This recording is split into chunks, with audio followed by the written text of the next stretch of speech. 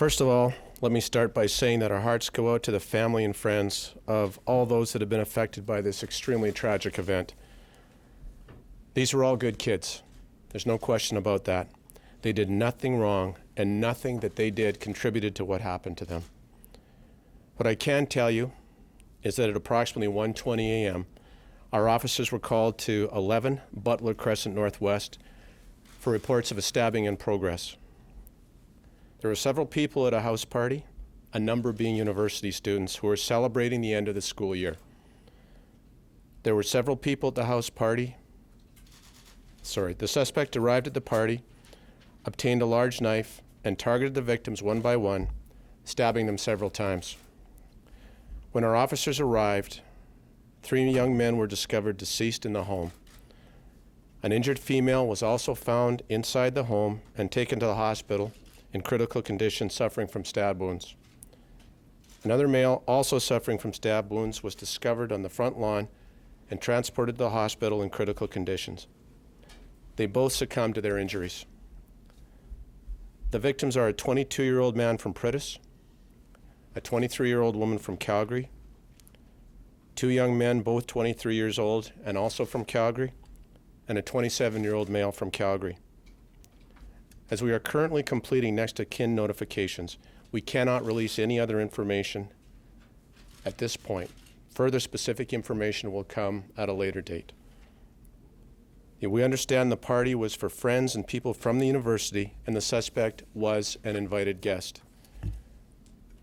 Right now, we are doing everything possible to support the family and friends of everyone involved.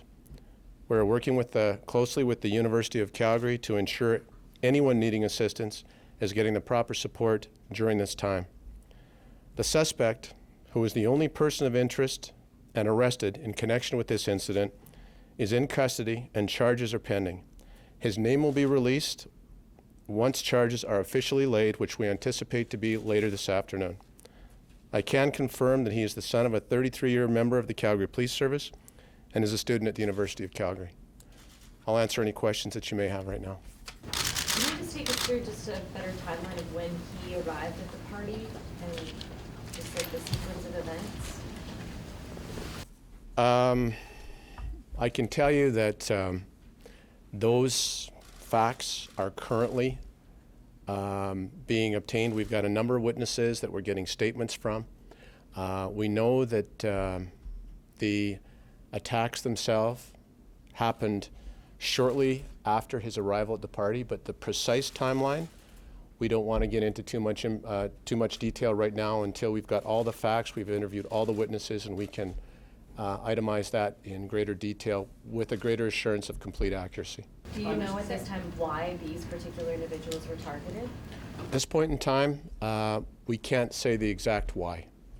Chief, any indication, bearing in mind what you just said about a possible motive, but any indication of an altercation or words exchanged before it escalated to violence? You know what, I can tell you that that's one of the things that our investigators were looking at, trying to determine, was there anything that precipitated the event? Was there something that anyone had done that could have been taken as an insult or an affront to this individual? And to the best of our knowledge right now, there's nothing to indicate anything like that happened earlier in the day that led to this event. He was an invited guest to the party. He showed up.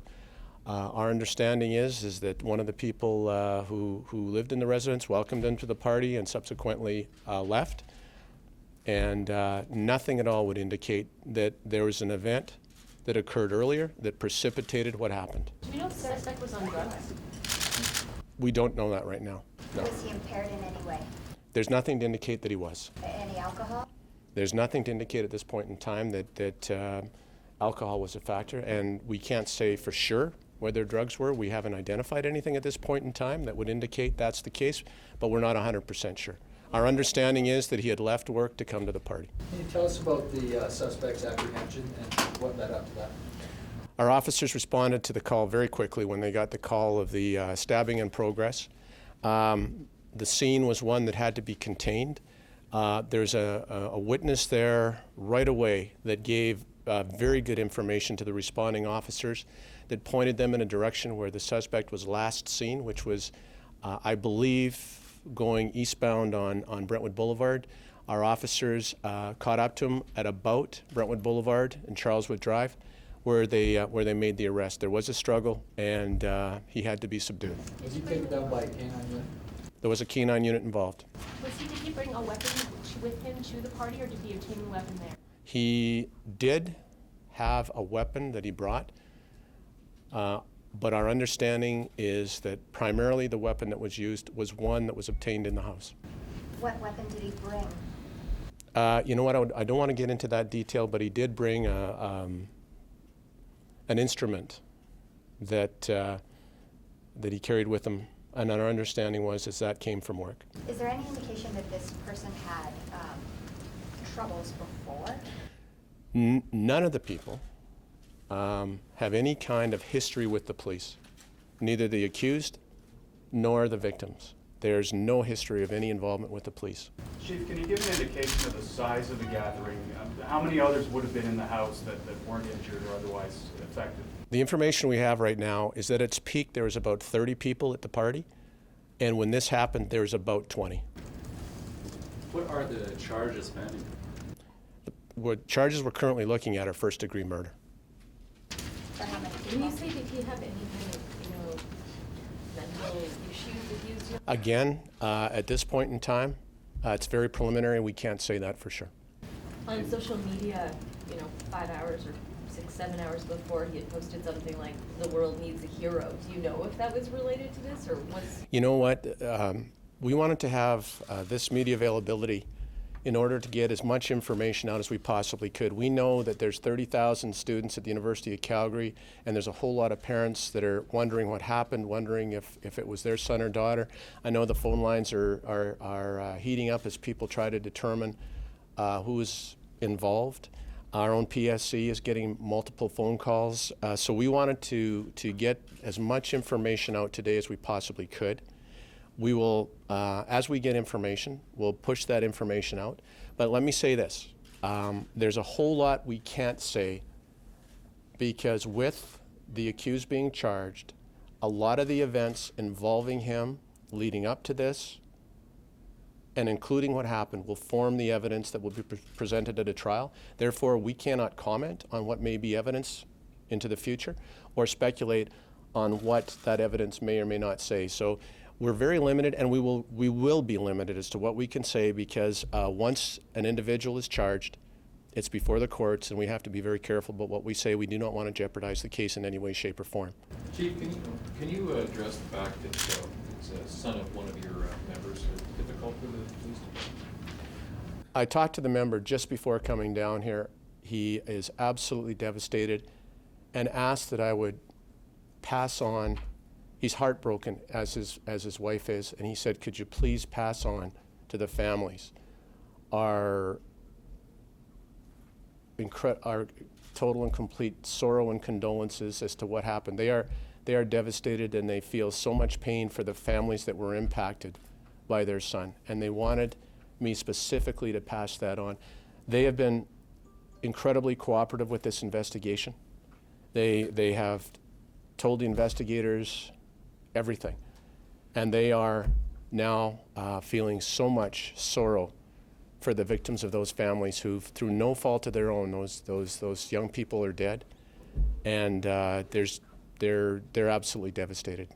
Sir, the people who were killed, did they live in the home, or were they just partygoers? You know what? We're determining that as well. Who are the residents and who are the ones that were there for the party?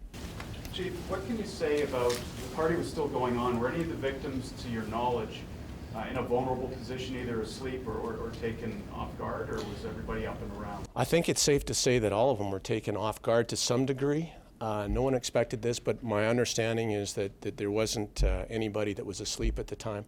But again, that's preliminary. Our understanding is, and my understanding is, to the best of my knowledge, that the party was underway. Chief, I'm sorry if I missed it, but did the call to police come in from inside the house? The call to the police came in from someone at the party, somebody at that address. From your officer's point of view, how tough of a scene of an investigation has it been? That is a huge concern. It is This is the worst murder, mass murder in Calgary's history.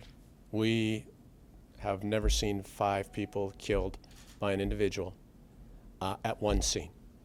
So the scene was horrific.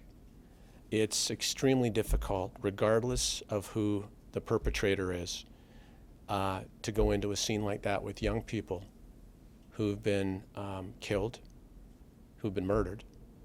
And the scene itself is something that has a tremendously impactful, is tremendously impactful on the members. It's very difficult for them. Chief, you said at some point that the victims were targeted. Do you mean that the suspect chose those people among the 20 people at the party? I don't recall saying that they were targeted, but I can say that he showed up. We don't know what the events that led to him stabbing individuals is not something I can comment on here because we still don't know. All we know is that he stabbed 5 of them. Can you say where the suspect worked? Our understanding is he worked at a grocery store in Calgary. Beyond that, I won't comment. I'm from Chinese newspaper Eco Times. Is there any Chinese involved in this issue? I'm sorry? Any Chinese involved? Chinese people? Involved in this? There is one person who is Asian that we're trying to confirm identification on, but beyond that, I can't say. Can you say at any point, like, did anybody try to stop him? Again, those details, don't know for sure. The investigation is still underway. There's a number of witnesses. The witnesses are being interviewed, and there's still a lot of information we need to get.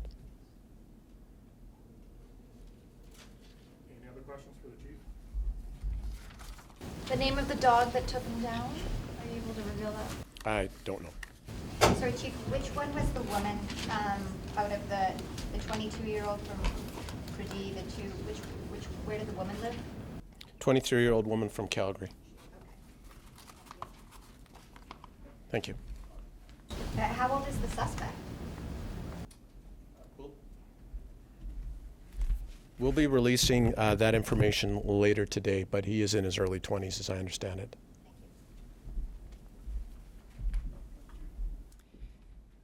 The University of Calgary is mourning the loss of 5 young people who were killed earlier today in the Brentwood area. Our thoughts and condolences go out to the families who have lost their loved ones in this senseless tragedy.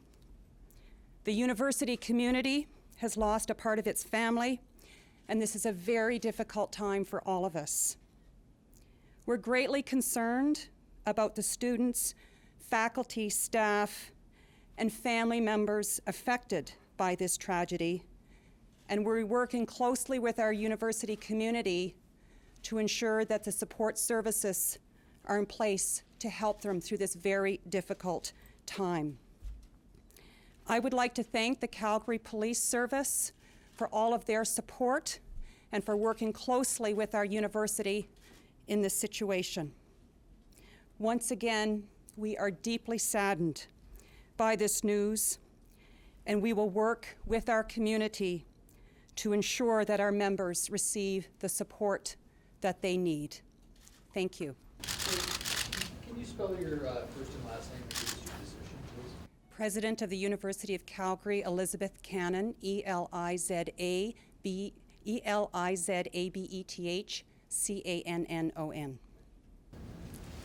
I understand that this happened on Bermuda Shorts Day. Is this going to force the university to reevaluate that particular tradition? This is a day to mourn the loss of members of our community and to provide support to their families, friends, and to our university community members. As the police chief said, this was a house party off campus, and today's not today to evaluate activities that are on campus. But I can tell you, Bermuda Shorts Day is a 53-year-old tradition at our university. We have students doing support in the community with the drop-in center, Ronald McDonald House, and it concluded yesterday at 5 o'clock. Can you say that all 5 of the deceased students at the university? I don't have information on that. That would be a question to Calgary Police. For students and family that want information, should they be going through you or through the police? And have you guys set up something like that? Like, where should they go to contact? Well, I think through the police, obviously for direct information. Our support is to our university community. Our counseling services are open to support anyone who needs it. And again, we're working closely with Calgary Police to ensure everyone has the support that they need. How did you hear about it? I heard about it earlier this morning. What was your initial reaction? Tragic, absolutely tragic. I think this is tragic for our university, for our community. We've received emails and calls from across the country from our colleagues at other universities. This is a terrible, terrible tragedy, and I think not one that one wants to be speaking about. Young people who've lost their lives at a very critical point in their lifetimes, and a huge impact on all of us. Thank you.